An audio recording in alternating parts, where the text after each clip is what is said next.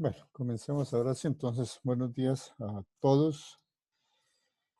Eh, digamos, hay varias cosas que quiero revisar más allá de, obviamente, de seguir con la discusión de la teoría que hemos venido desarrollando.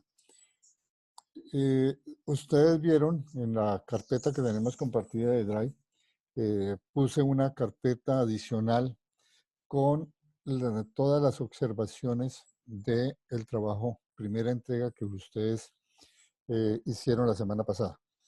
¿Qué es lo que quiero específicamente que ustedes miren de allí? A ver, me permite aquí. ¿Dónde está?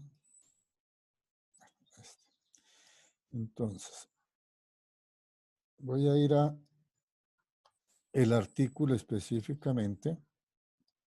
De ahí. Bueno, en esta primera parte, la idea era hacer, digamos, lo que yo llamo el trabajo puramente algebraico, matemático, aritmética simple. Y entonces era tomar las ecuaciones de la 1 a la 6, ¿cierto? Sin todavía demostrar de dónde salieron, eso todavía no, simplemente tomamos esas 6 ecuaciones como punto de partida y a partir de esa hacíamos el trabajo matemático para sacar las ecuaciones de las 7 a la 14, ¿sí? En total.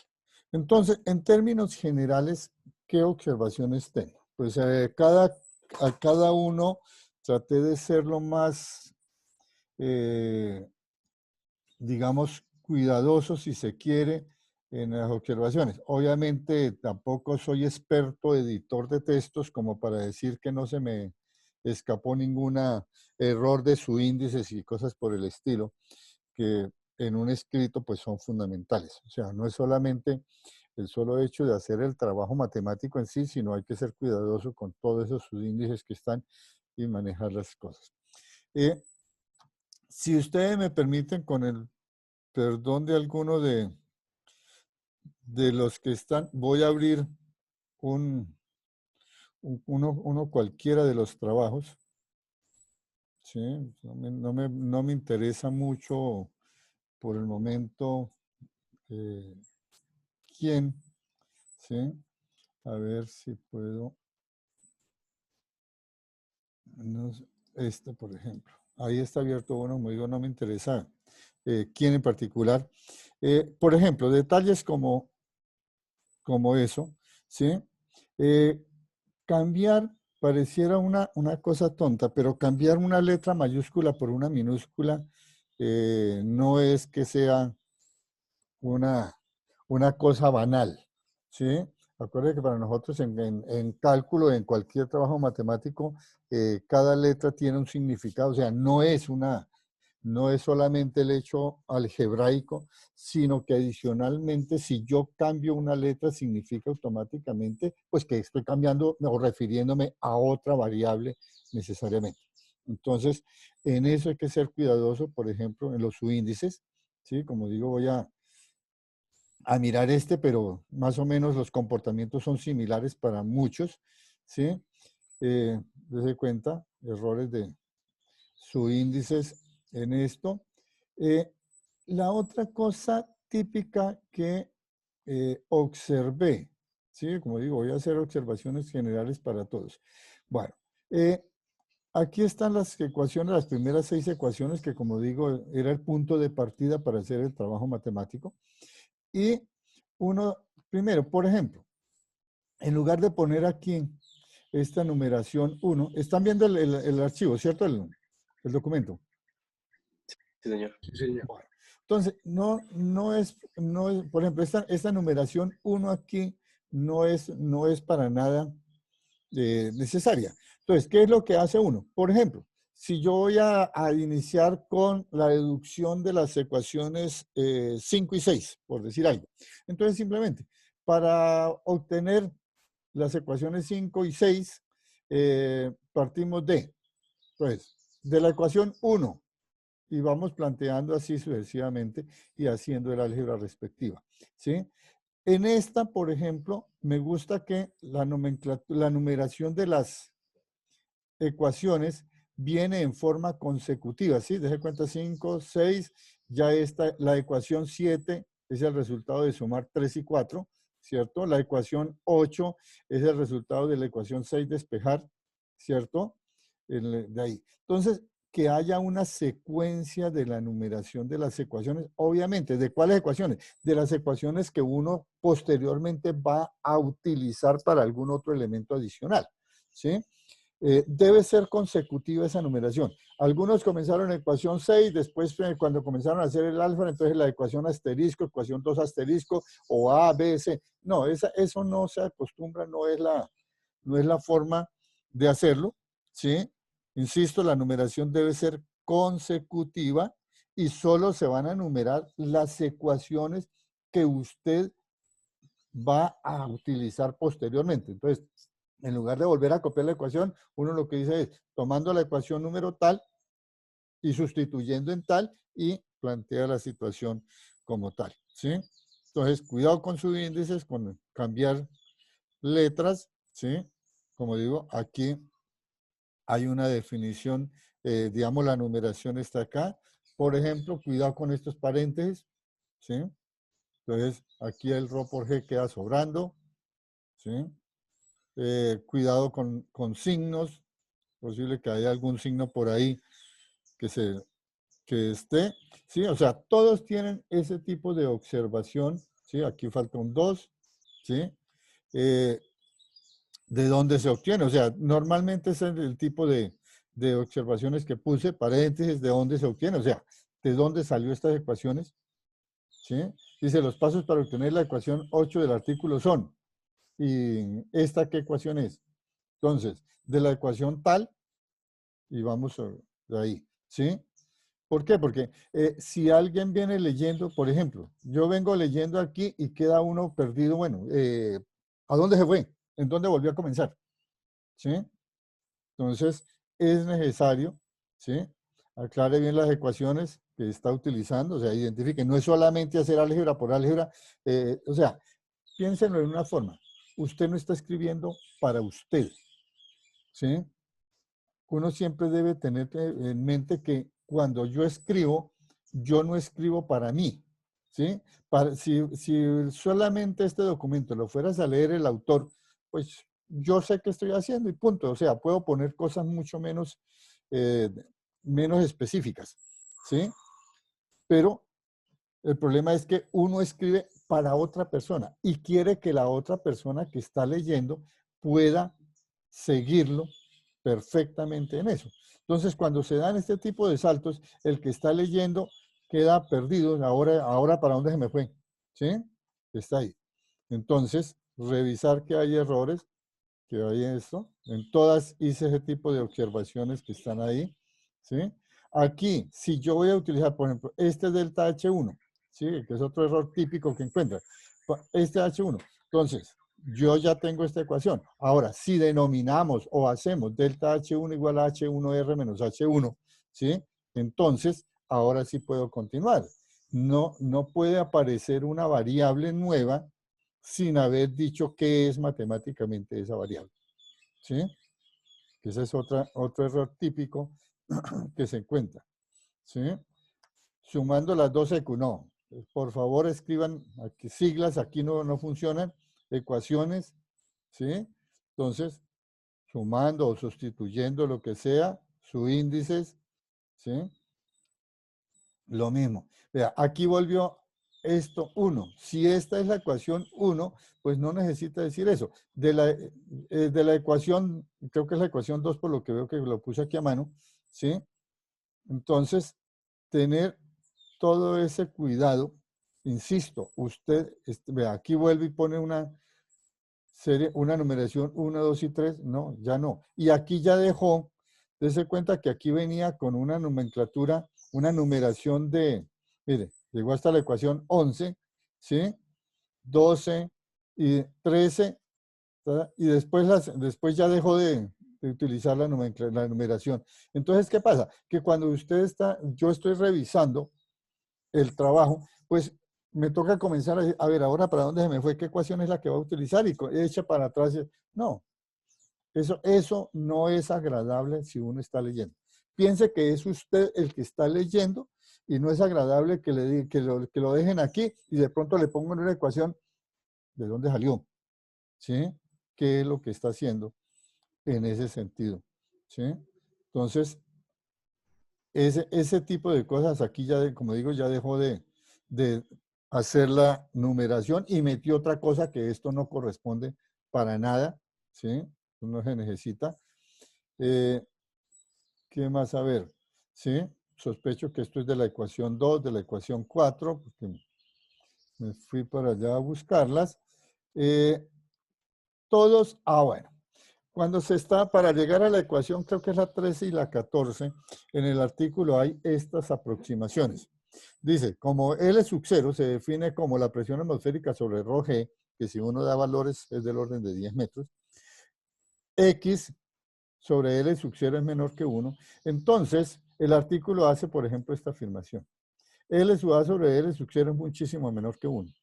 Esto es una situación que hay que demostrar que eso se da. ¿Sí? Lo mismo teniendo en cuenta que en 7 LF es del orden de LA. Esta aseveración se debe demostrar. ¿Sí? Porque no es evidente. Estas dos son evidentes. ¿Sí? Que está aquí. Pero esta, que LF sea del orden de L sub A, eso no es evidente. Por lo tanto, tiene que haber una demostración para hacerla. Y ninguno la hizo. Todos pasaron de largo. En esa simplemente la tomaron y punto. No, demuestren que esto corresponde. Esa aproximación es válida para lo que está ahí. ¿Sí? Entonces, deje cuenta, mira, aquí ya cambiaron delta ahora a letras, ¿no? Entonces, ese tipo de trabajo es el que quiero que ustedes, por favor, pues, bueno.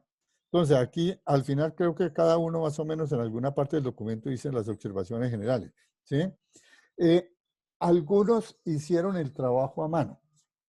Para primera entrega está bien, pero tienen que pasar a un editor de texto. ¿Por qué? Porque el segundo tiene que partir con lo del primero. O sea, los que ya hicieron el trabajo en el computador, es mucho más fácil corregir cosas, ¿cierto? O agregar sobre eso. Los que hicieron a mano les toca volver a pasar todo el documento y entonces por eso prefiero háganlo en un editor. Además, ustedes tienen que acostumbrarse a escribir ecuaciones. Ese va a ser el pan nuestro de cada día si deciden seguir con la física, ¿sí?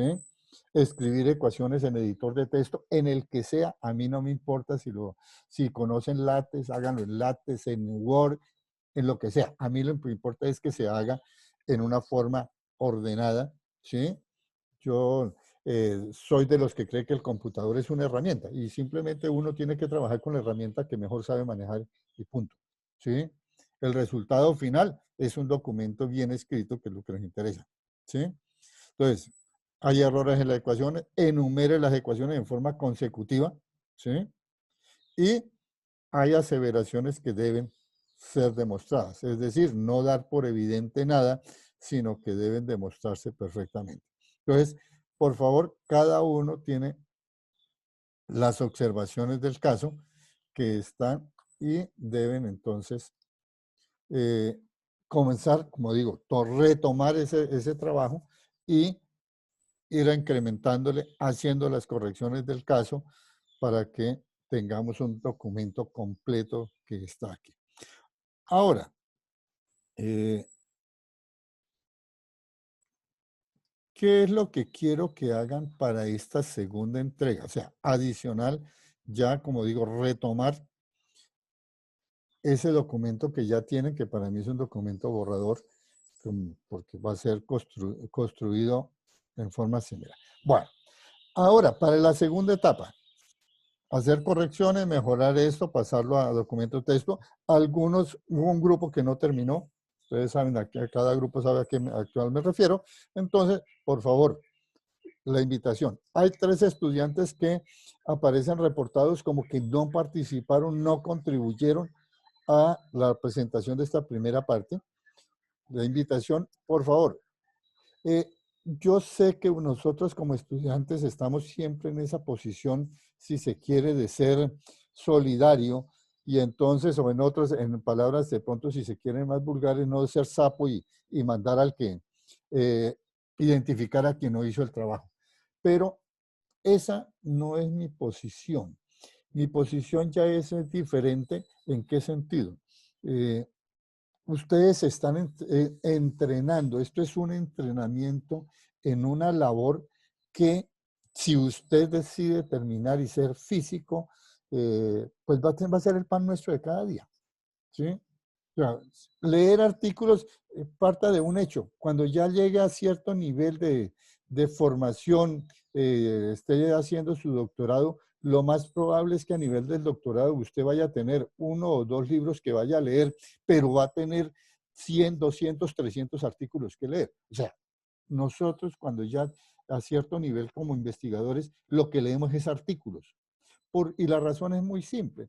En un libro que hay, cuando alguien escribe en un libro, en principio en el libro hay, digamos, aquellas teorías que han sido relativamente bien aceptadas por la comunidad científica, ¿sí? O sea, cuando alguien escribe un libro es porque ya hay unos elementos que la comunidad científica aceptó que sí tienen validez y está ahí.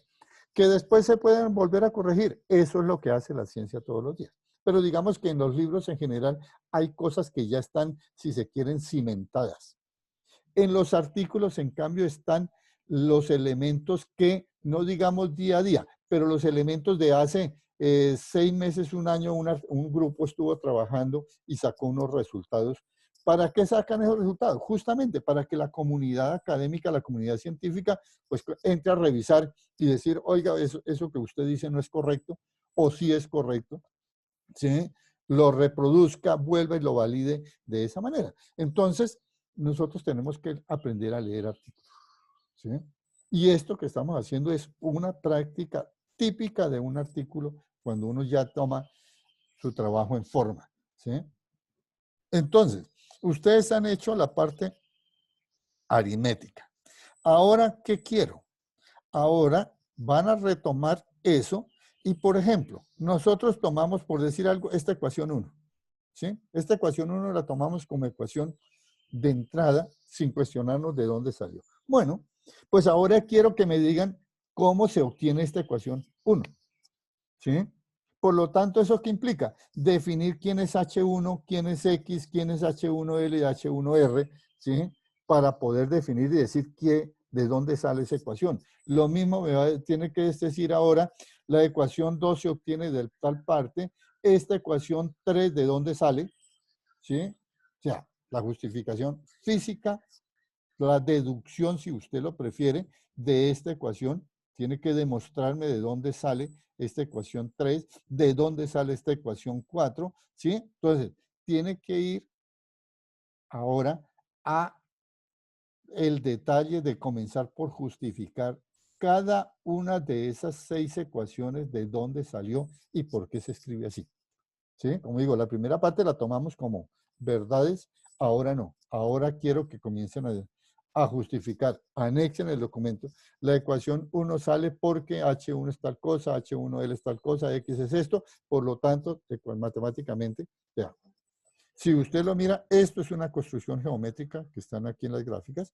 Usted tiene que plantearla. Todas las variables deben estar perfectamente definidas, ¿sí?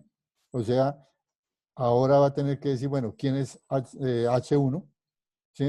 ¿Quién es X? ¿Quién es H1L? ¿Quién es H1R? ¿Sí? Lo mismo H2, O sea, cada variable ahora tiene, porque como estamos haciendo física, entonces P sub A ya no es P sub A, es la presión atmosférica, ¿cierto? ¿Quién es P sub F? La presión en tal cosa, ¿sí? Correspondientemente, y justificar perfectamente desde la parte física ahora, porque esto es una ecuación que justifica desde la física, entonces, ¿de dónde salen las ecuaciones 3 y 4, por ejemplo, que está ahí?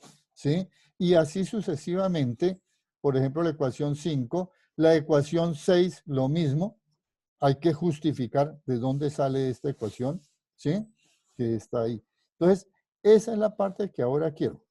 que anexen. Retomen el documento que ya tienen, hagan las correcciones y comiencen a justificar, a hacer todas las justificaciones. Obviamente hay que escribirlo en el documento de dónde sale cada cosa, ¿sí?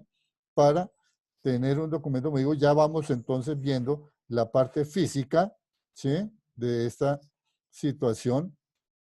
Entonces, ya todo esto, aquí ya vamos a entonces a entrar a obtener este tipo de situaciones. Si quieren, ya pueden ir comenzando a decir, bueno, ¿de dónde sale esta gráfica? ¿Sí? Porque tenemos que ser capaces de interpretarla, y no solamente interpretarla, sino que rehacerla totalmente si queremos dar valores y hacerla. Entonces, ir sacando todo. Entonces, quiero que hagan todo ese, como digo, todo ese detalle físico de justificaciones de qué es lo que está diciendo. Por ejemplo, ¿qué significa aquí esta aseveración? ¿Qué significa que X sea del orden de L sub 0? ¿Sí? Matemáticamente, sí.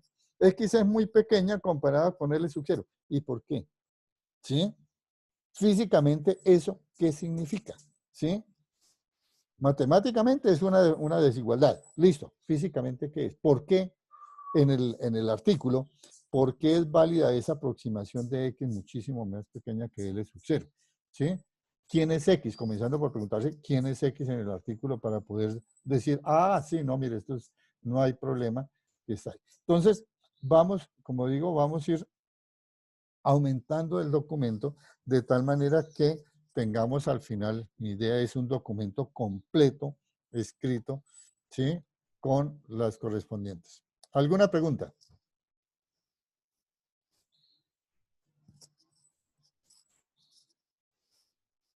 No, señor. Hasta el momento no. Bueno, entonces, como digo, deben retomar ese trabajo, ¿sí?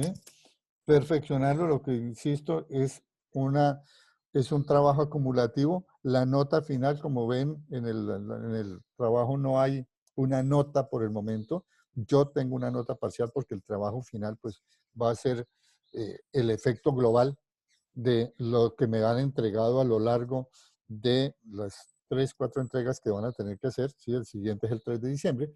Entonces, pero digamos, mi idea más que se preocupen por cuánto saqué, si sacan esto, se preocupen es por ajustar, hacer las correcciones del caso para que puedan tener un trabajo final bien hecho y completo en lo que están desarrollando. Bueno, si hay preguntas y si no, entonces podemos seguir con nuestras discusiones. Ustedes dicen. Sí, señor. Continuar con el tema de la clase. Bueno, entonces, en el tema de clase, nosotros estábamos planteando aplicaciones del teorema de Bernoulli, ¿sí? Como digo, a veces el teorema de Bernoulli como que le da a uno la sensación de que hay algo como si no funcionara. ¿En qué sentido? Acuérdense que una de las cosas que más hubo duda es en esa aseveración que dice que si yo tengo un diagrama de velocidades, o sea, las líneas de flujo en un fluido, la aseveración quizá más fuerte que hicimos fue que un punto en el cual, o en una región de ese diagrama donde la densidad de líneas aumenta, dijimos es un punto o es una región en la cual la velocidad del fluido está aumentando, ¿cierto? Y la presión en ese punto está disminuyendo, ¿sí? Entonces, esa conclusión fuerte que nos da la ecuación de Bernoulli, como que tiende a ponernos un poquito en una especie de contradicción, de decir, oiga, ¿cómo así que el hecho de disminuir la sección transversal, por ejemplo, en el caso de una manguera, ¿sí? Cuando yo dejo la manguera, que el agua fluya sin ningún problema, el agua sale a cierta velocidad, ¿cierto? Y la presión en la boca de la manguera por donde está saliendo el agua tiene un cierto valor. Y cuando yo bloqueo parcialmente la boca de la manguera, disminuyo la sección transversal, ¿cierto? Lo que dijimos es la experiencia, el agua sale ahora a mayor velocidad, ¿sí? Aumenta su velocidad. Eso es una experiencia, no hay problema. Ahí la densidad de líneas de flujo pues se crece, la velocidad aumenta, pero la presión disminuye, ¿cierto? Eso como que no le gusta a uno mucho esa situación. Bueno, los invito a que hagan un pequeño ejercicio de ustedes allá, antes de seguir con esto, ¿sí? Un pequeño ejercicio así de, como dice, de rapidez, ¿sí? Tome 2 hojas, ¿sí? A ver, voy a ponerlo aquí para que hagan lo siguiente. Tome 2 hojas de papel, ¿sí? Normales, sin ningún problema, ¿sí? Papel blanco o esto. Bueno, a ver si yo tengo aquí. Permítame, voy a buscar 2 hojas y lo hago. Y ustedes busquen 2 hojas de papel.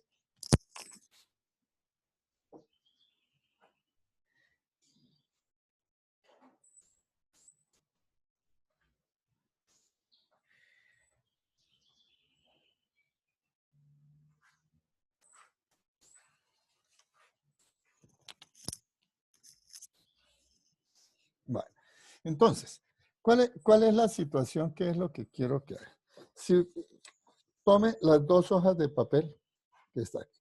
Ahora, si yo las pongo en esta forma, una frente a la otra, ¿sí? De ahí separadas a una cierta distancia, y soplo frente a una de ellas, ¿qué efecto se ve? O sea, si yo las pongo de esta manera, pero ahora soplo aquí, lo normal es que obviamente las 2 hojas se unen como está. Ahora hagámoslo al contrario. Pónganla en paralelo de esta manera y sople al intermedio de las 2 hojas, ¿sí? ¿Qué espera que pase si uno sopla en el intermedio de las 2 hojas? Una se acerca a otra. ¿Cómo? Una se acerca a otra, ¿no? ¿Por qué? Por la diferencia de presión. Exacto. Mire, si uno intenta soplar aquí, ¿sí? Lo que pasa es que ahora las 2 hojas se unen. La pregunta lógica es, ¿y por qué se unen? ¿Sí? Si yo pienso que se unen para que 2 cosas que estaban en reposo se muevan y se junten, significa que hay una fuerza que en definitiva está haciendo, empujando a una hoja en esta dirección y a la otra en la dirección contraria para que ellas se junten, ¿sí? Entonces, la pregunta es, ¿y de dónde sale esa fuerza? ¿Sí?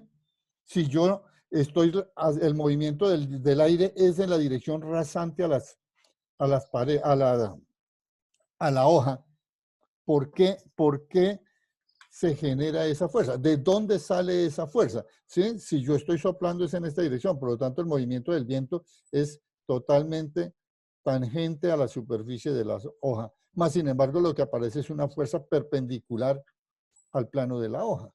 ¿De dónde sale esa fuerza? ¿De dónde aparece? ¿Sí? Entonces, justamente, ¿cuál es la explicación? Pues muy simple. Cuando yo soplo, o sea, mientras el viento está quieto entre las 2 hojas, pues la presión a ambas caras de la hoja, pues es la presión atmosférica, ¿cierto? Por lo tanto, si yo multiplico presión atmosférica por el área de la hoja, ¿cierto? Pues las fuerzas son exactamente iguales en todas las direcciones y el sistema está en equilibrio sin ningún problema, ¿sí? ¿Qué pasa cuando yo hago que la velocidad del aire en la región intermedia sea ahora mayor? ¿Qué es lo que hago cuando yo soplo, ¿cierto? Pongo el aire que en esta región intermedia de las hojas entra en movimiento. Pues simplemente lo que estoy haciendo es, de acuerdo a la ecuación de Bernoulli, ¿sí? Un punto de alta velocidad es un punto de baja presión. Es decir, estoy haciendo que la presión en el medio de las hojas, en la región intermedia de las hojas, sea menor que la presión que hay en los otros dos, en la otra cara de la hoja. como resultado, si la presión intermedia es menor, pues queda una fuerza resultante, ¿cierto? Que sería la presión externa menos la presión interna multiplicada por el área de la hoja, ¿cierto? Eso me daría la fuerza, ¿sí? Entonces, eso es lo que hace que, o sea, ese experimento así simple, tonto, pues evidencia que evidentemente un punto de alta velocidad sí es un punto de baja presión, ¿sí? Porque si fuera un punto de presión mayor, pues simplemente las hojas tendrían que separarse, ¿sí? Porque si la presión en el medio de la hoja es mayor que la presión del otro lado, pues tendría que hacer el movimiento de separación. Por lo tanto, digamos, la única forma de explicar es que efectivamente la ecuación de Bernoulli lo predice perfectamente y es que la presión, un punto de alta velocidad es un punto de baja presión que está ahí. ¿Alguna pregunta respecto a esa experiencia ligera de las hojas? No, quedó bastante claro. Bueno.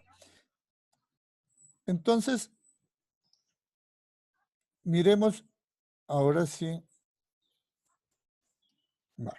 Entonces, sigamos con nuestro teorema de Torricelli, ¿sí?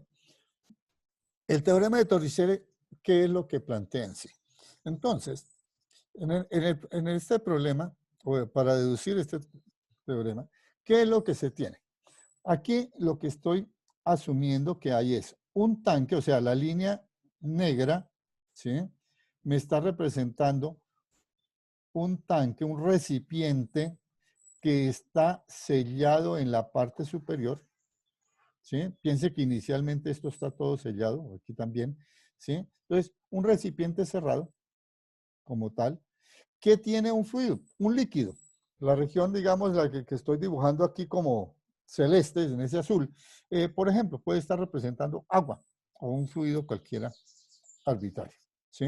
Entonces, tenemos aquí un fluido que está en condiciones ordinarias, pues como está ahí quieto y el recipiente está quieto, pues está en reposo, ¿sí?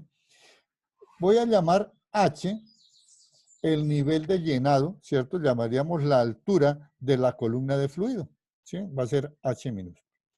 Voy a llamar P la presión que hay dentro de ese cilindro. Es decir, realmente aquí tiene que haber otro fluido, por ejemplo el aire, pero lo que pasa es que el aire pues tiene una densidad muy baja y entonces podemos ponerlo bastante ligero, ¿sí? Pero eso no significa que yo pueda tener aquí una presión suficientemente alta. Por ejemplo, piensen en los cilindros de gas o los spray que utilizan como repelentes y cosas por el estilo, donde simplemente por meter un gas dentro de ese recipiente, pues aumentan la presión, puede ser suficientemente grande. Entonces voy a llamar P la presión que hay sobre ese nivel del fluido, o sea, en la región vacía del tanque, va a ser la presión P. Y voy a llamar P sub A la presión atmosférica, es decir, la presión que hay fuera del recipiente, que la llamo P sub A, que es la presión atmosférica. Por otra parte, voy a tener A mayúscula, es la sección transversal del tanque, es decir, el área, ¿cierto?, del tanque, mientras que A minúscula va a ser el área o la sección transversal de un hueco que se perfore acá. Acá el hueco lo perforé en el fondo del recipiente, podría haberlo hecho por aquí lateralmente, no importa, ¿sí? Bueno, digamos que se hace un hueco en la pared inferior del recipiente. Y entonces, como consecuencia, ¿sí? Es que ahora el fluido pues comienza a derramarse, ¿cierto?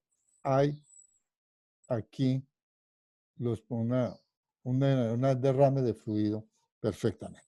Entonces, la idea ahora, lo que se plantea es cuál es la velocidad con la que sale el fluido en este punto donde se hizo el hueco, ¿sí? Lo que el teorema de Torricelli me dice en definitiva es cuánto vale la velocidad de evacuación de un fluido cuando sale de un recipiente que está ahí, donde H es la altura de la columna de fluido que se tiene. Entonces, ¿sí? Si yo planteo la ecuación de Bernoulli, ¿cierto? Ahí la tengo escrito para el punto 1 y punto 2, pues entonces lo primero que tengo que decir es quién es el punto 1 y quién es el punto 2, ¿sí? Para poder tener eso. Entonces, voy a llamar 1, ¿sí? A justo el nivel, el punto justo del nivel del fluido dentro del tanque. Entonces, 1 va a ser en este punto. ¿Qué significa eso? ¿Sí? Que entonces, si 1 es el punto aquí justo a nivel superior del agua, de aquí, entonces, esta presión P es esta presión P1. ¿Sí? Es decir, ¿por qué? Porque acuérdense que P1 es la presión en el punto 1. La presión en el punto 1 sería P, de acuerdo a la nomenclatura que hoy vamos a tener. ¿Cierto? Que tengo. Siguiente situación. ¿Quién es B1 y quién es Y1? Pues lo primero, entonces tengo que decir dónde voy a poner el punto de referencia. Bueno, ya vamos a ver ese. El punto 2 lo puse aquí afuera solo para que está aquí. El punto 2 realmente corresponde aquí. El punto justo en donde puse el puntero, que sería justo en el hueco del recipiente. Ese va a ser nuestro punto 2 como tal, ¿sí? Como digo, en el dibujo lo corrí un poquito, pero realmente el punto sería, este sería el punto 2 que está aquí, ¿sí? Entonces, el punto 2 es esa posición. Entonces, ya definidos los puntos 1 y 2, el otro elemento que me queda es definir en dónde va a ser la referencia. Entonces, ¿quién va a ser? La referencia la voy a tomar en esta posición, donde puse, o sea, el fondo del recipiente. Si mi referencia está en el punto del recipiente, entonces, ¿qué quiere decir eso? Que Y2 vale 0, ¿cierto? Entonces, Y2 desaparece de la ecuación. Dese cuenta que P1 la cambié a P, como tal. Tengo ahora Y1, pues será H, ¿cierto? De acuerdo a la anotación que puse. Entonces, Y1 ahora será H y Y2 que se anula, que está acá. Entonces, eso solo hecho de definiendo mis variables y seleccionando convenientemente el punto 1 y el punto 2. Siguiente paso, ¿sí? ¿Qué pasa con las relaciones de áreas entre A mayúscula y A minúscula? ¿Sí? Nosotros sabemos que la sección transversal del tanque es muchísimo mayor que el hueco que estoy haciendo. Piense, por ejemplo, que el hueco sea de 1 centímetro cuadrado y el tanque tenga 1 metro cuadrado como tal. Entonces, ahí hay una relación de por lo menos de 10 a la 4. Luego, puedo suponer perfectamente que entonces, como esta área es muy grande comparada con el área del hueco, entonces la velocidad con la cual se mueve el punto 1 es 0. ¿Qué estoy diciendo? ¿Qué significa la velocidad del punto 1? Es decir, la velocidad con la cual estaría descendiendo el nivel del agua dentro del recipiente. ¿Sí? SB1, que es la velocidad de descenso de este nivel de agua, pues es muy, muy pequeño y será mucho más real esas aproximaciones cuanto mayor sea la diferencia de área entre esos dos. ¿Sí? Dese cuenta que haciendo un esfuerzo mental, ¿qué pasaría si el hueco lo hago del mismo tamaño del área? ¿Sí? O sea, en última, destapo aquí totalmente este recipiente de lado a lado. Ya no puedo decir que la velocidad de 1 es 0.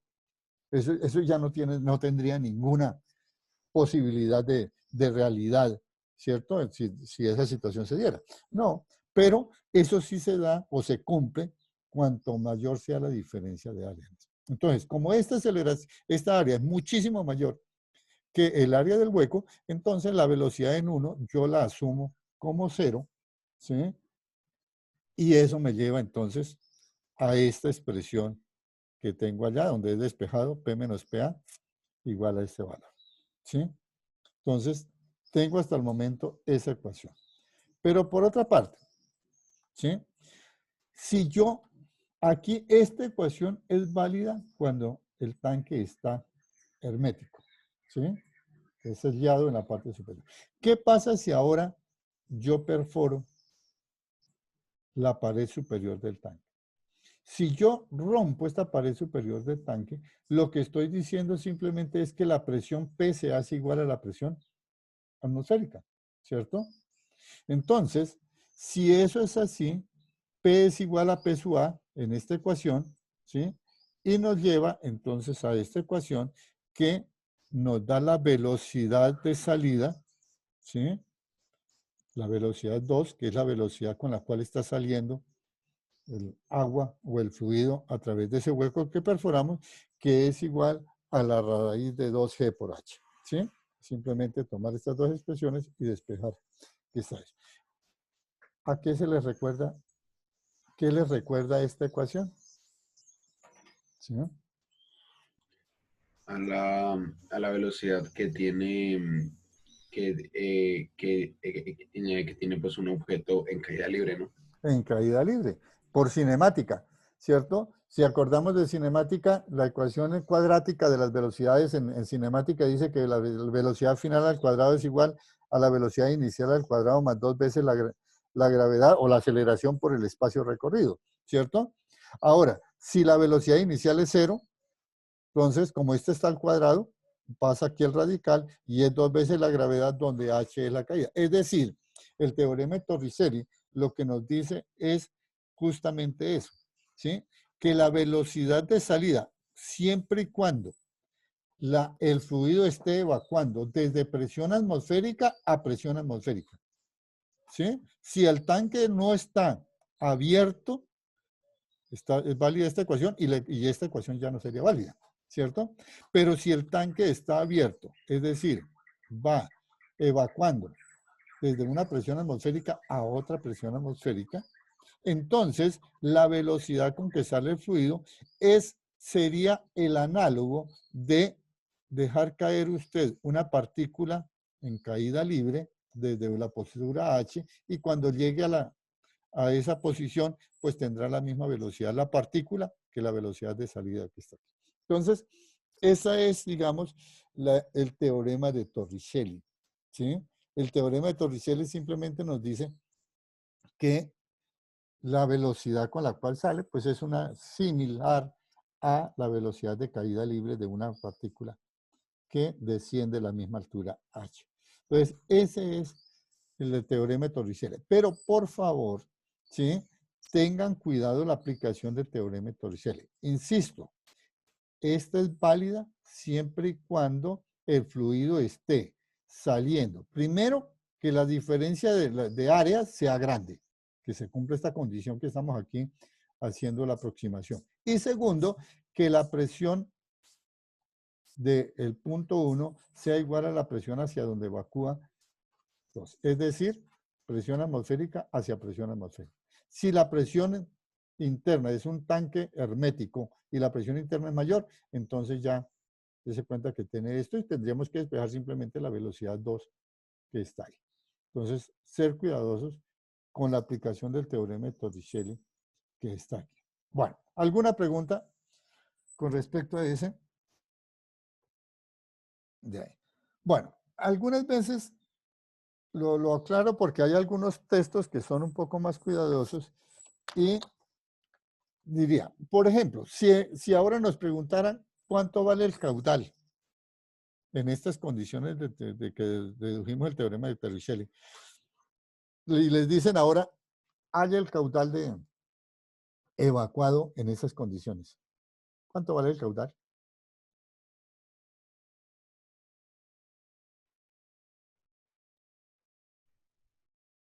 ¿A qué es igual el caudal?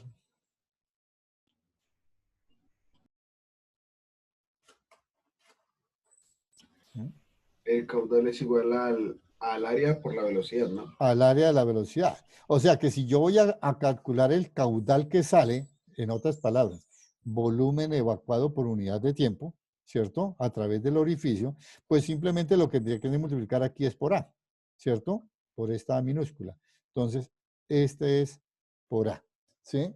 Cuando se hace eso y se utiliza el A correspondiente del hueco, ahí se puede generar un error en el caudal.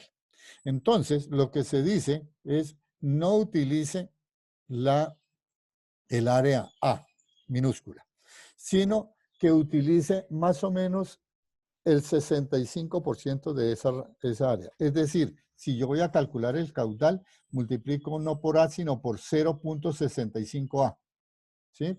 Para hallar el caudal aquí, ¿sí?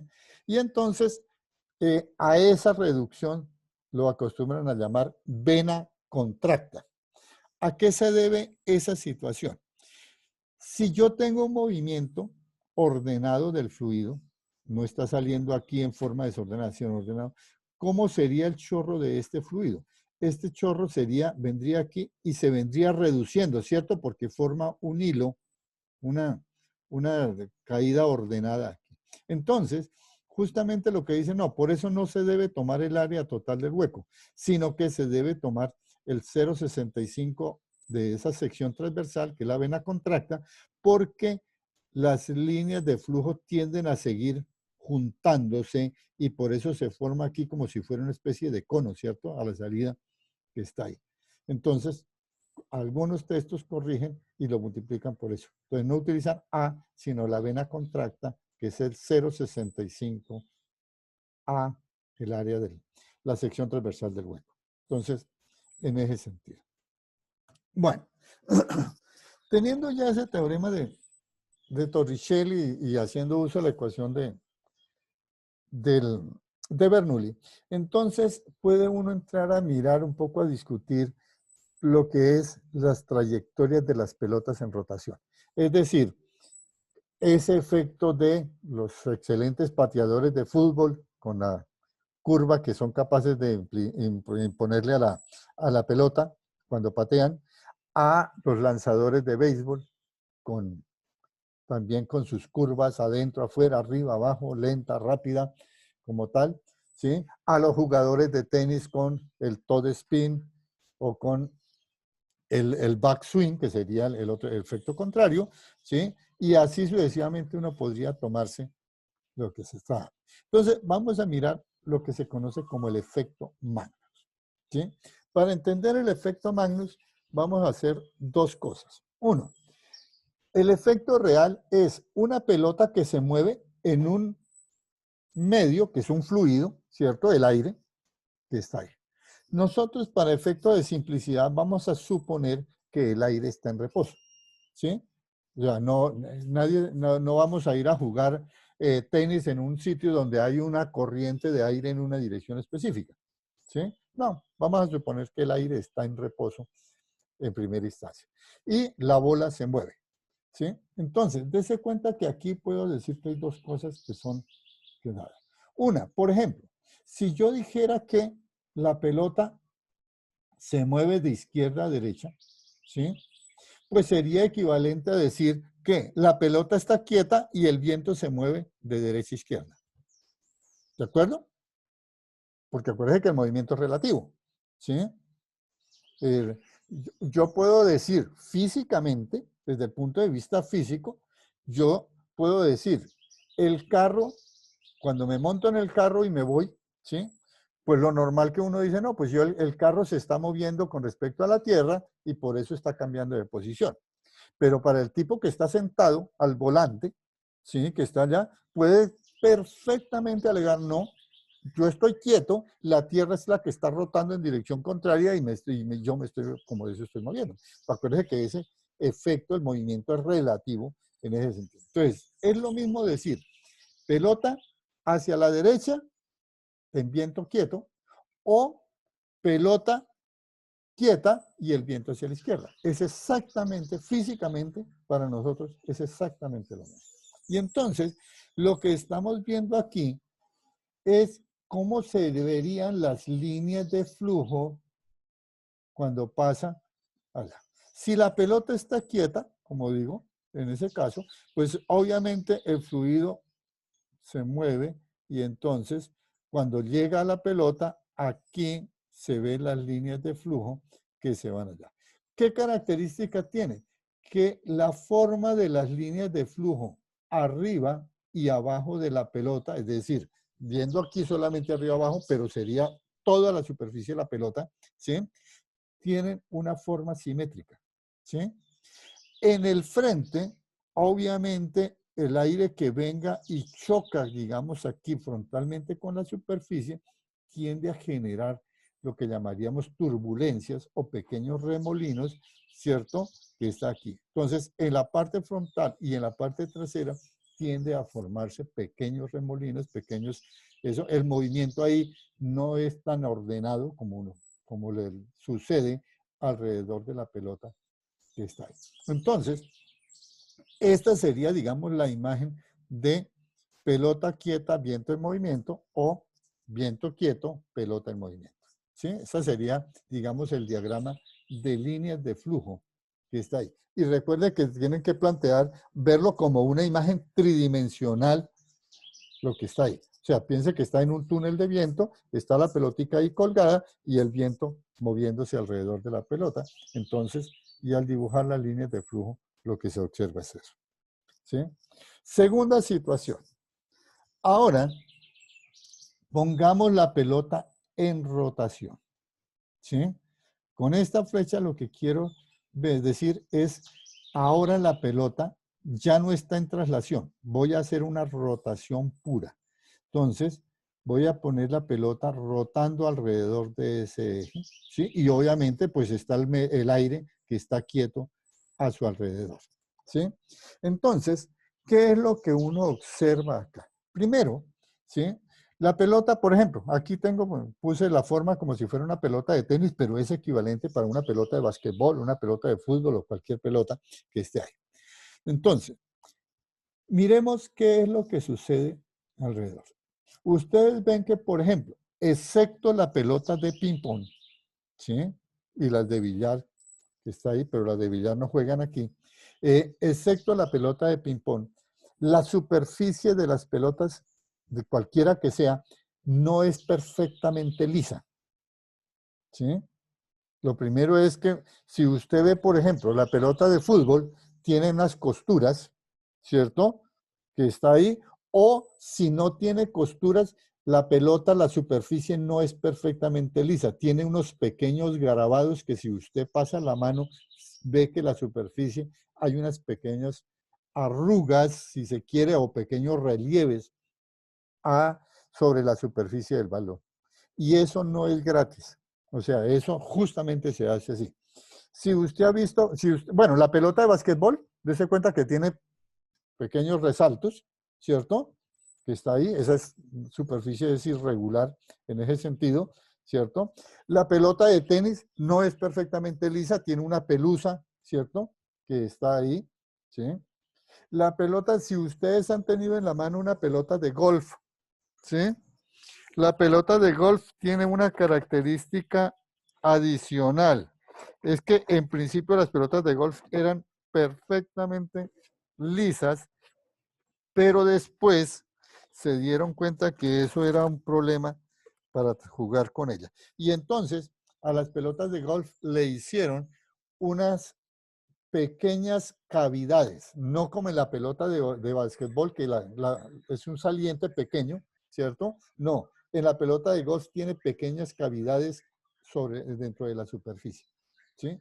Entonces, ¿cuál es la idea de eso que la superficie no sea perfectamente lisa? Pues que como la pelota está en el aire, hay una capa de aire que está cuasi adherida a la superficie de la pelota, ¿cierto? Que está ahí. Y entonces, cuando yo pongo la pelota en rotación, cuando yo pongo esta pelota en rotación, ¿qué pasa? Que la superficie comienza a arrastrar la superficie de aire que está en contacto con ella. Y lentamente el aire alrededor comienza a rotar también, a ponerse en circulación en la misma dirección de rotación de la pelota. ¿Sí? Entonces, en ese sentido, justamente por eso no es lisa la superficie. Si la superficie fuera perfectamente lisa, pues el aire que hay alrededor, que estás alrededor de la pelota, difícilmente se pondría en movimiento. Por lo tanto, está aquí. Entonces, esta superficie, las irregularidades de la superficie causan que el aire comience a rotar y rote al unísono de lo que lo hace la pelota. Por eso pongo estas líneas de flujo azules que están aquí, queriendo decir con eso que con el tiempo, cuando la pelota rota, el aire que lo rodea, el aire, las capas de aire cercanas a la pelota, pues también comienzan a rotar en la misma dirección en lo que lo hace la pelota, ¿sí? Y obviamente la densidad de flujo es exactamente simétrica también a la de la. ¿Estamos de acuerdo hasta el momento con esas dos imágenes? Sí, señor. Bueno, ahora entonces hagamos lo siguiente. Hagamos un matrimonio de esas dos imágenes. O sea, sumemos punto a punto las dos imágenes. Aquí tengo un efecto global de una simulación que se hace. Entonces, ¿qué pasa? Miren lo que estaría pasando aquí. ¿Sí? De pronto aquí está en esto. Para que esta imagen sea correcta, ¿qué significa? Miren la velocidad en este punto para la pelota. ¿Sí? Estaría, si yo trazo la velocidad del fluido, estaría aquí en esta dirección, ¿cierto? Hacia la izquierda. ¿Sí? Para que la densidad de flujo se sume, significa que el fluido está moviéndose hacia la izquierda también aquí. ¿Sí? Entonces, de cuenta que esta flecha es la dirección de movimiento de la pelota, que es equivalente a decir pelota quieta, fluido hacia la izquierda. Entonces, es como si sumara uno punto a punto. En este punto, la velocidad del viento va para la izquierda. En este punto, la velocidad del viento va hacia la izquierda, por lo tanto, el efecto aquí se suma. Mientras que en la parte superior, ¿qué sería? La velocidad del viento va para allá, para la izquierda, pero en rotación, la velocidad del viento va para la derecha, por lo tanto, en la parte superior, esas dos velocidades tienen dirección contraria, se restan. ¿Sí? Por lo tanto, ¿qué pasa? Que en la parte inferior se vuelve un punto de alta velocidad, porque las velocidades se suman, y en la parte inferior se da un punto de baja velocidad porque las velocidades se restan, ¿cierto? Pero puntos de alta velocidad son puntos de baja presión, ¿cierto?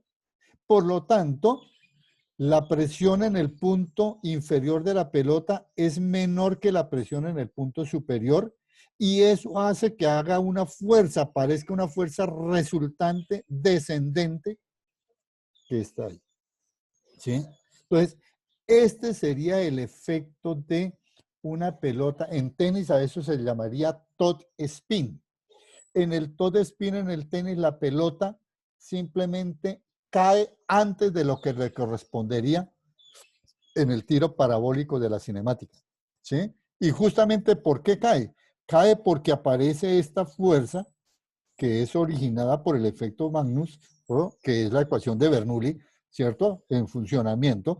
Entonces, hay una fuerza descendente originada por la rotación de la pelota, ¿sí?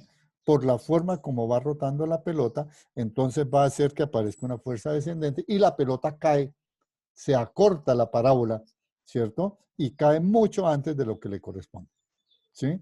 Si la rotación fuera al contrario, en esta imagen, yo invirtiera la flecha de la rotación, ¿sí? Y en lugar de ponerla en la dirección horaria como la puse, la rotación fuera ahora antihoraria, el efecto, ¿qué pasaría? Que ahora el efecto sería al contrario. El punto de alta presión está abajo de la pelota y el punto de baja presión arriba. Eso haría que la pelota ahora flote, ¿sí? Mucho más y la pelota caería más lejos de lo que tendría que hacerlo en las condiciones normales de la cinemática, ¿sí? Entonces, esto es lo que se denomina en sí el efecto Magnus, ¿sí? El efecto Magnus no es más sino ese efecto de que se genera que está aquí. Entonces, vamos a ver, yo allá puse una conexión a una imagen de Google, de un YouTube, perdón, para ver, a ver, ahora no lo veo. Ah, perdón. Pero tengo que hacer primero aquí. Salir de este. Ya. Bueno, entonces lo que quiero que miremos. ¿Están viendo ya la imagen de En el video, sí, señor. pantalla negra? Sí, Bueno, señor. entonces, justamente aquí, esto es una experiencia que se hace para visualizar mucho más el efecto Magnus, ¿sí?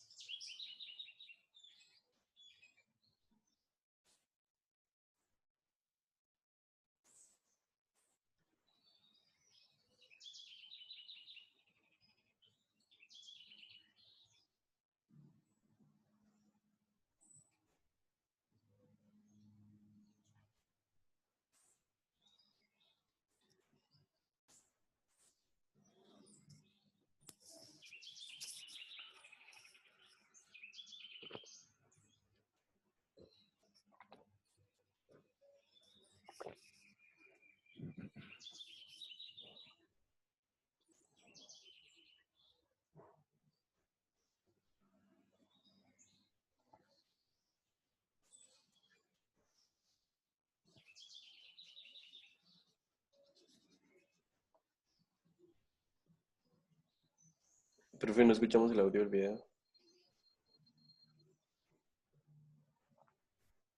No se necesita, ahí están los subtítulos, ¿no? Ah, bueno, gracias, compa.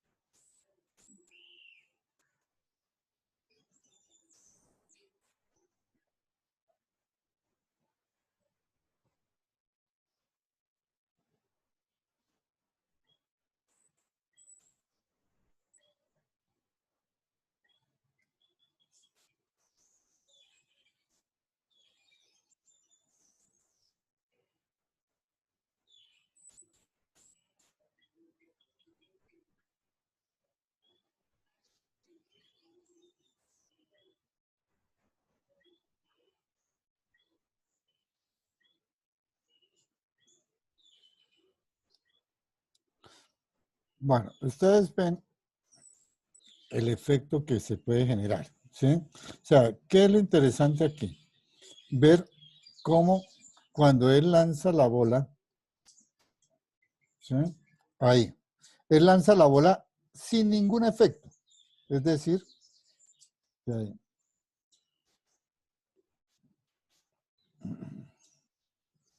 ¿sí? Cuando lanza la bola sin efecto, o sea, sin rotación, prácticamente sería un movimiento de traslación pura, estaría esa pelota estaría en movimiento de traslación pura. Entonces, ustedes ven la distancia a la que cae del sitio lateralmente, ¿sí? A donde cae es muy pequeña lo que está ahí. Lo que él luego hace, dar el back spin, ¿sí? Ahí está. El back spin, ¿sí? Que sería una rotación en este sentido, ¿sí? Que sería antihoraria, sería contrario a la imagen que vimos en la presentación, en PowerPoint, ¿sí? Entonces, como es antihoraria, por eso se llama un back spin, rotación hacia atrás, entonces el efecto es, ¿sí? Hacer que la bola caiga muchísimo más allá de lo que normalmente lo hace en una trayectoria, en una traslación pura. Entonces tenemos, ese es lo que se denomina el efecto Magnus, ¿sí? O sea, lo que nosotros estamos viendo ahí es que, imagínense qué pasaría con nuestros grandes deportistas que utilizan justamente estos efectos. Y seguro que si usted le pregunta a un pateador, a un Ronaldinho, oiga, explíqueme cómo hace usted para aplicarle el efecto Magnus cuando patea. El tipo le dice, no, ese no es mi problema, yo no sé ni sé, ni ha oído al tal Magnus quién es, ¿sí? Pero simplemente él sabe aplicarlo y lo sabe hacer. Entonces, si yo siempre he dicho, si no fuera por el aire, o sea, si nosotros no necesitáramos el aire para vivir y nosotros viviéramos en un medio vacío, ¿sí? Todos los deportistas serían unos troncos iguales a nosotros sin ningún problema, ¿sí? No tendrían para nada ningún mérito, ¿sí? Y no serían para nada tan famosos y también pagos, ¿sí? Justamente ahí es donde está la habilidad, la destreza para poder plantear y utilizar al aire el hecho de que todo lo que se mueva en la Tierra, pues se mueve alrededor del aire, dentro de ese fluido aire, y por lo tanto comienza a generarse en efectos que normalmente nosotros despreciamos, ¿sí? Por ejemplo, ¿alguno de ustedes ha pensado cuánto es la fuerza de empuje que hace el aire? O sea, la aplicación ¿de qué? Del principio de Arquímedes. ¿Cuánta es la fuerza de empuje que hace el aire sobre cada uno de los cuerpos de ustedes? ¿Sí? Por lo tanto, cuando usted se pesa, usted no tiene su peso real, porque está el principio de Arquímedes funcionando y eso le disminuye ligeramente su masa medida. Entonces, dése cuenta que en principio, por ejemplo, ese es un efecto que normalmente uno dice, no le voy a parar bolas, ¿sí? Pero les invito, hagan un pequeño cálculo, ¿sí?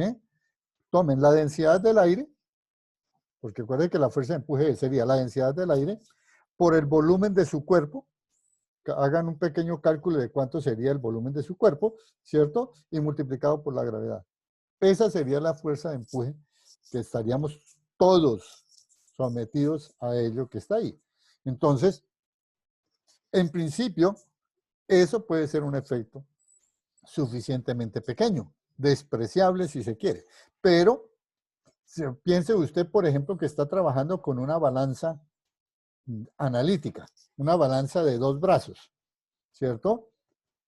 Donde usted pone lo que desea pesar en un lado, en un platillo, y en el otro pone contrapeso, ¿cierto? Que usted sabe las masas de esos hasta que la balanza vuelve a ese equilibrio, ¿sí? ¿Qué pasaría, por ejemplo, si eso lo lleva usted a que la diferencia de volumen del elemento que usted va a pesar es muy grande comparado con las masas que usted pone de contrapeso? Eso puede ser un problema en las medidas de masa en un momento dado. Entonces, aparentemente, o sea, y ustedes pueden darse cuenta que en la vida real, en la vida cotidiana, uno, pues normalmente hace una serie de aproximaciones de cosas, pero que simplemente las está pasando por alto, pero que es bueno ser capaces de analizarlas. ¿Alguna pregunta respecto a eso? Sí, señor. Dime. Profe, ¿cómo sería el efecto Magnus en una pelota de ping-pong? Ujú. Esa es la parte que sería. ¿Qué características tiene la bola de ping-pong? Que es totalmente lisa. Que es lisa. ¿Sí? Entonces, dése cuenta que la bola de ping-pong no es que no se le pueda poner efecto. Claro que sí se le puede poner efecto. ¿Sí? Si la bola de ping-pong se le da una muy buena rotación, ella también va a ser sometida al efecto Magnus. ¿Sí? Entonces, pero si usted ha visto un juego de ping-pong de profesionales, no de uno de machaco que eso le golpea la bola, pero a duras penas ojalá llegue a la mesa, ¿sí? No, mire, busque un video de tipos profesionales jugando ping-pong ¿sí? Y quédese mirando bien, tratando de seguir la trayectoria de la pelota. Y lo verá que ahí estas personas no utilizan tanto el efecto. O sea, no se preocupan por el efecto mayor cosa. ¿Por qué? Porque al ser la pelota muy lisa en el ping-pong, entonces no arrastra, no genera este efecto que tengo en esta imagen que está aquí. ¿Sí? El aire, cuando la pelota rota en cualquier dirección que sea, el aire a su alrededor no va a comenzar a rotar, porque no, como la superficie es lisa, no arrastra el aire. Y por eso el efecto Magnus es muy pequeño en una pelota de juego normal.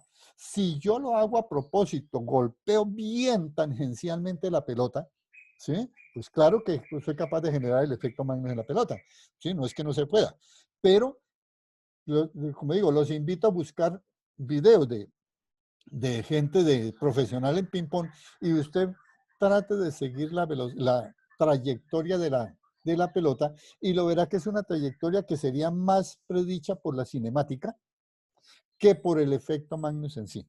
¿Sí? O sea, el efecto Magnus en esa pelota es muy, muy pequeño, a menos que, insisto, si usted a propósito la pone en una velocidad muy alta de rotación. ¿Sí? Entonces, esa es, digamos, el efecto Magnus juega muy bien. Y hay jugadores que lo explotan, ¿sí? Lo saben explotar más que otros, ¿sí? Roberto Carlos, por ejemplo, cuando pateaba, era un tipo que le ponía una rotación muy alta a la pelota y eso hacía que esa pelota comenzara a marcar unas curvas muy fuertes, verdaderamente interesante, digamos, la habilidad del tipo para patear, ¿sí? En tenis, los que son aficionados al tenis, por ejemplo, para que tengan un dato, porque en tenis eso se mide. Rafael Nadal, normalmente cuando golpea en todo spin, o sea, en la rotación, como la tengo aquí en esto, cuando golpea, es un tipo que logra hacer que la pelota vaya a rotaciones del orden de unas casi 6.000 revoluciones por minuto. O sea, la velocidad de rotación es 6.000 veces en un minuto. ¿Sí? Mientras que normalmente un jugador, otro jugador, los jugadores, digamos, lo normal es que estén alrededor entre 3.000 y 4.000 revoluciones por minuto. ¿Sí? ¿Eso qué hace? Pues que jugar con Rafael, usted si se ha visto las transmisiones de tenis, dice la pelota de Rafael Nadal es muy pesada. Es muy pesada, ¿por qué? Porque la pelota va en una altísima rotación. ¿Y qué pasa? Que primero la curva de la trayectoria parabólica se acorta, ¿cierto? Por la forma como está rotando la pelota. Pero además, piense ahora que la pelota va en rotación. ¿Qué pasa cuando toca tierra? Cuando toca la superficie de la cancha, ¿sí? Pues que ahora la velocidad con que sale es mayor, porque en el momento en que toca la pelota, toca la cancha, tiene la velocidad de traslación de esto, pero el efecto rotacional se convierte en traslacional y entonces la pelota ahora sale mucho más a una velocidad mucho mayor que si el efecto fuera puramente traslacional. ¿Sí? Entonces, de eso se trata. Y hay jugadores, como digo, que explotan el efecto Magnus, pero en una proporción enorme. ¿Sí? Y el efecto Magnus es real. Parte del efecto de sostenimiento de la flotación de un avión, ¿sí? Pues también está involucrado el efecto Magnus. No es la única razón para tener, digamos, para explicar la flotación de un ala, ¿sí? De un avión, ¿sí? El efecto del ala del avión es nuevamente, es como si tuviera el ala quieta y el viento flotando alrededor. Pero dése cuenta cuál es la forma normal del ala. El ala no es simétrica. El ala tiene por la parte de arriba es curva, por la parte de abajo tiende a ser plana. ¿Eso con qué fin? Con el fin de que el aire por debajo del ala vaya a una altísima velocidad, ¿cierto? Perdón, a baja velocidad, mientras que por arriba, como es curvo, el aire tendrá que moverse a mayor velocidad para recoger más espacio. Entonces, si el punto de arriba del ala es de mayor velocidad, es un punto de baja presión y por eso se genera la fuerza de sustentación. Eso hay muchas ideas, digamos, pero digamos que en el ala no es solamente ese el único efecto. Ahí hay más efectos asociados alrededor de eso. Entonces, pero Lo que a mí me interesa es que ustedes, digamos, puedan entender tranquilamente y puedan utilizar el efecto Magnus para explicarlo en ese sentido. Obviamente es una demostración muy cualitativa, pero lo que muestra que, digamos, el principio de la ecuación de Bernoulli y el principio de Bernoulli funciona bastante y bastante bien. ¿Alguna otra pregunta?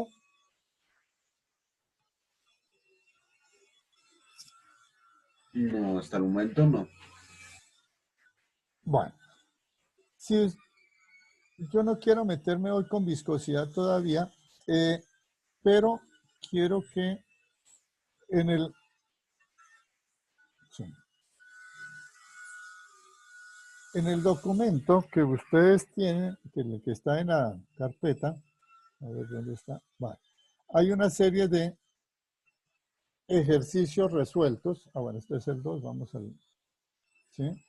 Entonces, donde la idea que es, justamente, ¿sí? Aquí son ejercicios de aplicación de la ecuación de Bernoulli, ¿sí? Como tal, que hemos venido discutiendo totalmente. Entonces, por ejemplo, el ejercicio 1, ¿qué es? Simplemente tener un recipiente, ¿sí? Y de tal manera que aquí está lleno de fluido hasta una cierta altura que estoy llamando H, el nivel de la columna, y aquí hay una presión P, ¿sí? O sea, sobre el fluido hay aire a una presión P, que estoy llamando, en Newton por metro cuadrado, y el fluido está, perdón, el tanque está conectado mediante tubos laterales. Aquí, por favor, tengan en cuenta que algo en esto. El grosor del tubo, si usted lo mira por la sola gráfica, usted diría el grosor del tubo es del mismo tamaño de la sección transversal del tanque, ¿sí? Eso es un problema solo de dibujo, ¿sí? El problema es que si yo hago una relación proporcional entre uno y otro, pues aquí tendría que poner este pobre tubo casi como una línea, ¿sí? Entonces, tener cuidado con eso, porque, como digo, aquí esto está exagerado totalmente. El hecho es que el tubo tiene unas secciones transversales que estoy llamando 2A minúscula en la parte más gruesa y A en la parte esta. Pero A minúscula es muchísimo menor que la sección transversal del tanque, ¿sí? Simplemente eso con el fin de tener cuidado, porque como digo, en la imagen no pareciera que eso fuera lo correcto. Pero es que, insisto, si yo lo fuera a hacer, tendría que poner esto como una ley. Entonces, en la sección más gruesa del tubo hay un tubo abierto, ¿cierto? Y ahí el fluido llega hasta un nivel H. Y aquí, pues obviamente, el fluido comienza a derramarse. ¿Sí? Y entonces nos preguntan justamente, ¿sí? ¿Qué volumen de agua sale por segundo? Es decir, el caudal, volumen por unidad de tiempo. ¿Hasta qué altura lleva el agua en este tubo abierto? ¿Sí? Y la aproximación, desprecia viscosidad porque no la hemos visto y suponga que las secciones transversales del tubo son mucho mayores que la sección transversal del tanque. Entonces son la del depósito mayor que la de la sección. Entonces, aquí yo, como digo, he hecho la deducción, pero más allá de esto, lo que me interesa es que ustedes analicen perfectamente la situación, ¿sí? Entonces, aquí ya tengo el dibujo y simplemente estoy ubicando, ¿sí? Aquí nos dan es la presión manométrica. A ver, sí. El depósito contiene aire contenido a la presión manométrica P. O sea que lo que nos dan aquí, esta es la presión manométrica. Presión manométrica. Aquí tengo todas las variables. A' es la sección transversal del depósito, ¿sí? 2A y A, que está. Y entonces, los puntos de interés, ¿cuáles son? El punto 1, que va a ser el punto donde está el nivel del fluido en el tanque. El punto 2, la presión en el punto, o mejor, el punto en el cual el fluido evacúa, que está aquí. Entonces, en el punto donde el tubo tiene una sección transversal A. Y el punto 3, estoy llamando justo el punto debajo de donde se puso el tubo abierto, ¿sí? Estoy llamando 3. Entonces, eso para poder identificar quién es 1, 2 y 3. Y la referencia la voy a tomar al nivel del punto 2 y 3, ¿sí? El punto de referencia, o sea que prácticamente sería en eso. Entonces, dése cuenta que si ya estamos de acuerdo con los puntos escogidos, entonces, para los puntos 1 y 2, ¿sí? Tomando como referencia el fondo del depósito. Escribo la ecuación de Bernoulli. Yo siempre prefiero escribir la ecuación de Bernoulli total, ¿sí? P1 más un medio de ρ por B1 cuadrado más un medio, o sea, toda la ecuación. Y luego, con base en mi dibujo, comienzo a hacer aproximaciones. Entonces, como dije que la referencia estaba en el fondo del depósito, pues simplemente estoy colocando la referencia en el punto 2, por eso Y2 vale 0. Y1 sería la altura de la columna. ¿Qué significa eso? Que estoy despreciando este pedacito, ¿cierto? Pero acuérdense que en el dibujo esto es muy pequeño comparado con esto también.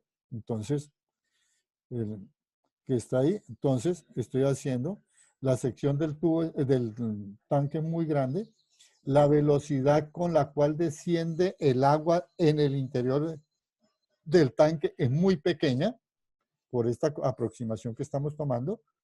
Y1 vale H y Y2 vale 0. Y la presión 2, pues es la presión atmosférica. Entonces, utilizo el hecho de que es una presión manométrica. La presión manométrica es la presión en el punto menos la presión atmosférica, ¿sí? Y eso entonces, si sustituyo eso en la ecuación de Bernoulli que tengo, en esta ecuación, pues voy sacando y voy asociando acá. Y entonces despejo la velocidad en el punto 2, la velocidad que sale. Y como nos preguntan el gasto será A por B2, ¿cierto? Es decir, dése cuenta que aquí ya tengo el gasto en función de parámetros conocidos. La presión manométrica, la densidad del agua y la altura de nivel de llenado del tanque, ¿sí? Que es como se debe dejar para esa primera parte. Para la parte 2, nos preguntan H. ¿Cuánto vale el H en el tubo abierto? Entonces, vuelvo y que escribo la ecuación de Bernoulli para los puntos 1 y 3. ¿Sí? Entonces, aquí tengo la ecuación de Bernoulli escrita para los puntos 1 y 3. ¿Sí? Y nuevamente, como la velocidad en 1 es 0, ¿por qué? Porque la sección transversal del tanque es muchísimo mayor que la del tubo. Entonces, esta velocidad en 1 es 0. Y1 es igual a H, ¿cierto? Y Y3 es 0 porque está en el punto de referencia. Entonces, reduzco la ecuación de Bernoulli con esa aproximación a esta expresión. ¿Sí? Pero no conozco quién es P1 y quién es P3. ¿Sí? Entonces, voy aquí a la imagen. Aquí, este es el punto, la presión 3, esa es la que me pide. Pero este tubo que está abierto está en condiciones estáticas, ¿cierto? O sea, el tubo esta velocidad, esta columna no está en movimiento. Por eso entonces puedo aplicar condiciones estáticas y decir que la presión en el punto 3 será igual a la presión atmosférica, porque el tubo está abierto, aquí está la presión atmosférica, más el peso de la columna de fluido, ¿cierto? Que es la condición hidrostática como tal. La presión en 3 es la presión atmosférica más ρ del agua por G por H. Y sustituyo para entonces obtener la ecuación 5, pero la ecuación 5 implica todavía la velocidad en el punto 3. La ecuación del punto 3 la saco de la ecuación de continuidad. Yo sé que la sección el área transversal en el punto 3 por la velocidad en 3 es igual a la sección transversal en el punto 2 por la velocidad en 2. De ahí despejo la velocidad en 3, como esta es 1 a 2, ¿cierto? A mayúscula es 2A. Entonces, despejo y llevo a esta expresión para la altura del tubo abierto, la altura del fluido en el tubo abierto. Ahora, la siguiente suposición es, ¿qué pasa si yo destapo el depósito? Si yo destapo el depósito, ¿qué significa? Que la presión manométrica tiende a ser cero, es decir, la presión en 1 es igual a la presión atmosférica y la altura se reduce a 1 medio. Entonces, esta, como ustedes ven, no es complicado hacer uso de la ecuación de Bernoulli, pero hay que ser ordenados, ¿sí? Es cuestión de ir despacio. Yo sé que a veces, ¿cuál es mi preocupación? O sea, yo, si ustedes se han dado cuenta, no soy de los profesores que hace 10, 15 ejercicios por capítulo. Porque yo puedo hacer aquí 15, 20 ejercicios por capítulo y eso no garantiza que ustedes aprendan a solucionar ejercicios. Mi invitación es, señores, siéntense a trabajar, siéntense a solucionar ejercicios y recuerden una cosa que espero ya a ustedes se les haya curado. La sensación en el bachillerato, cuando uno lo ponen a solucionar un ejercicio en física de 10 y 11, es qué ecuación voy a utilizar. ¿Sí? Y siempre la preocupación es, ¿y qué ecuación tengo que utilizar? Y no, es aquí, ese no es el tipo de trabajo que hacemos. Nosotros aquí, ¿qué es lo que tenemos que hacer? Leer el ejercicio, entender la situación física que nos están proponiendo. Para mí esa interpretación física es hacer un diagrama, un mamarracho, por ejemplo, como lo tengo aquí, ¿cierto? Donde yo establezca las variables, cada cosa la puede identificar perfectamente, ¿sí? Si ustedes se dan cuenta, yo prefiero sacar los parámetros conocidos, A mayúscula, A minúscula, la densidad del agua, la aproximación, ¿sí? Que tengo, y saco lo que, como si fuera la pregunta. O sea, prefiero hacerlo así, ¿por qué? Porque de esa manera voy ordenando por dónde es que voy manejando las cosas, ¿sí? Una vez que uno tiene ya la situación entendida, pues es simplemente sentarse a mirar, ¿cuáles son los puntos que yo debo analizar? ¿Cuáles son los puntos de interés para analizar? Y eso. ¿Por qué escogí el 1? Pues porque es la presión manométrica que me la dan aquí en este punto. ¿Por qué escogí el punto 3? Porque estoy pensando en la altura de la columna que está arriba del punto 3. ¿Y por qué escogí el punto 2? Porque es donde está evacuando. O sea, es bien lógico todo eso. Aquí no hay nada ilógico, ¿sí? Y lo otro, señores, es váyanse despacio, escriban la ecuación de Bernoulli, hagan uso de sus aproximaciones, ¿sí? Que corresponden y van haciendo álgebra. Yo aspiro a que ustedes ya sean doctores en álgebra, ¿sí? Así pues que ahí está el planteamiento. ¿Alguna pregunta?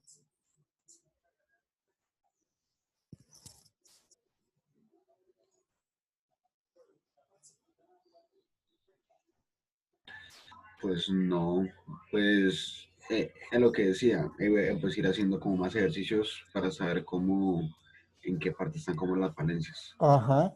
Mire, ¿cuál es mi crítica como digo, ustedes dirán, pero este tipo se volvió cansón. Sí, me toca ser cansón y me disculpan, pero ¿qué es lo que me preocupa hasta este momento? Que el nivel de consulta, y ya llevamos mes y medio, ha sido prácticamente cero. ¿Sí? ¿Eso qué deduzco yo? O sea, y puede ser una mentira, es mi deducción que hago ahí, que ustedes no están llevando el ritmo de estudio acorde a lo que estamos discutiendo. Y entonces eso va a llevar a que ustedes desean hacer consultas y ya el previo se acerca, justo 1 o 2 días antes del previo. Entonces ahí, cuando sí ya se sentaron a estudiar, comenzaron a encontrar las dudas y van a verse ustedes enfrentados a un problema. Que en esos días yo estoy sacando puntos del previo, sacando puntos de eso, estoy haciendo ese trabajo y entonces lo que menos quiero es dar consultas. ¿Sí ven el problema en el cual nos vamos a ver? ustedes queriendo hacer consultas en una época en que yo no quiero hacer consultas porque estoy sacando el punto del previo que estoy en eso, ¿sí? Entonces, por favor, señores, siéntense a leer, siéntense allá, escríbanme por correo las consultas. Hay un par de personas solamente con las cuales he tenido encuentros por Skype. Si ustedes no quieren hacer uso de ello, esa es una decisión de ustedes. Yo eso lo respeto, pero me preocupa, sinceramente, ese nivel de un poco de despreocupación que yo analizo desde este lado de la pantalla, ¿sí? Ustedes dirán, no, eso no se aplica a mi caso, o sí, y eso ya es cuestión personal. Entonces, por favor, discutan, planteen ejercicios y que está ahí. ¿Por qué? Porque, sinceramente, o sea, si quisiéramos, la semana entrante terminó el tema. ¿Y eso qué significa? Que terminado el tema, se viene el previo. O sea que el previo, para ponerlo así en cosas bien prácticas, estamos hablando de que estamos a 24 de noviembre, ¿sí? Viene para la primera semana de diciembre más o menos. Y cuando digo la primera semana, no es la semana entrante. O sea, puede ser alrededor entre el 10 o la última semana antes de irnos a vacaciones. Pero el previo va a ser antes de Navidad. Eso sí, se lo garantizo. ¿Sí? O sea que ya pues deben ustedes estar pensando que va a ir entre la semana del 7 al 11 o la semana que corresponde al 14 al 17, que es la semana en que ya nos vamos a vacaciones de Navidad correspondientes. O sea, estamos a 2 semanas máximo de hacer el previo. Entonces, necesito que ustedes se pongan en ese plan de trabajo de estar aquí en esto. Bueno, el ejercicio 2, me interesa que, digamos, que ustedes miren y entiendan cuál es el procedimiento de este ejercicio. O sea, la solución matemática está ahí. Eso yo sé que ustedes lo pueden seguir facilito. Eso es juego de niño para ustedes. ¿Qué es la situación aquí? A ver, lo que se tiene en este montaje es un gran depósito. O sea, realmente hay 2 depósitos de agua. Un depósito que se llama A, que es el que estoy mostrando aquí, en esta región, y el otro región es el F. El otro depósito es el F, que está en la parte inferior. Entonces son 2 depósitos grandes que tienen un fluido. ¿Sí? El depósito A está conectado a un tubo. Nuevamente, cuidado con las secciones transversales porque es por dibujo que se dibujan así. Esta sección tan grande. Esto es un tubo, por lo tanto, la sección transversal del tubo es muy pequeña comparada con las secciones transversales de los depósitos. ¿Sí? Entonces, hay un tubo que tiene un estrechamiento en el punto C y que luego evacúa en el punto D. Las secciones transversales en B y D son iguales y el estrechamiento en C está aquí. En ese estrechamiento en C se perfora el tubo y se pone un tubo nuevamente de tal manera que se introduce el otro extremo en el depósito F. ¿Sí? Entonces, es como si pensáramos, esa sería la condición inicial. De aquí todo esto tapado, todo el agua en reposo está aquí. ¿Sí? Ahora, ¿qué pasa? La idea es que el líquido comienza a derramarse en el punto D. ¿Sí? Como el líquido comienza a derramarse en el punto D, se crea una velocidad sobre todo este tubo, ¿cierto? Y entonces, como la velocidad aquí es mayor, significa que la presión en el punto C cae. Como la presión en el punto C cae, succiona del otro extremo, sirve para succionar el líquido que está aquí hasta una cierta altura que llaman H2. ¿Sí? Si la velocidad en este punto fuese muy alta, es decir, lográramos ponerle aquí mayor velocidad, esto fluido sería succionado y comenzaría a fluir aquí también. ¿Sí? Ese es algo que se utiliza en muchas aplicaciones de ingeniería. ¿Sí? donde simplemente si yo quiero mezclar dos elementos, entonces lo puedo hacer aquí y simplemente lo que hago es que la velocidad en este punto, en el punto C o el punto 2 que tengo marcado aquí, el punto 2 sea muy pequeña y en el momento en que la presión aquí sea muy pequeña, este fluido sube y se va a mezclar aquí. Entonces, eso se debe, y como insisto, eso se plantea.